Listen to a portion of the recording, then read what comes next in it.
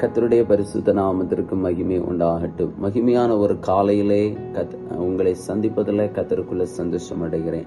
நீதிமொழிகள் 8:13 சொல்லுகிறது, தீமையை வெறுப்பதே கர்த்தருக்கு பயப்படும் பயம். பெருமையும் அகந்தையும் தீய வழியையும் புரட்டுவாயையும் நான் வெறுக்கிறேன். பிரியமான தெய்வ பிள்ளைகளே, ஆண்டோட வார்த்தை சொல்லுகிறது, தீமையை வெறுப்பது கர்த்தருக்கு பயப்படுகிற பயம். ஒரு தேவனுக்கு பயப்படுகிற ஒரு தேவ மனுஷன் தீமையை வெறுக்கிறான். பாருங்க, யோசிப்பு பாவம் செய்வதற்கு உரியதான சூழ்நிலைகள் வந்த போதும் அப்படிப்பட்ட பாவத்தின் தீமையை செய்யாதபடிக்கு அவன் அந்த இடத்துல தன்னை காத்து கொண்டான். ஏன்னா அவன் கர்த்தருக்கு பயப்படுகிறதுனால.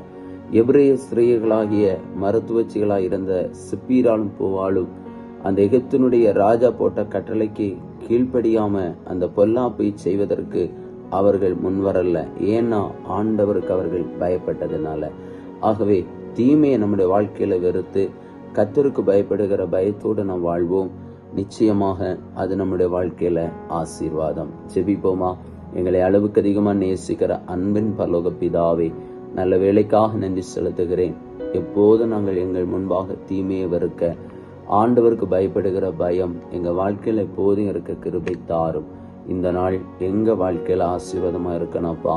எங்க ஒவ்வொருடைய வாழ்விலும் இந்த நாளிலே ஆண்டவன் நன்மையான காரியங்களை கர்த்தர் செய்யும்படி ஜெபிக்கிறேன்.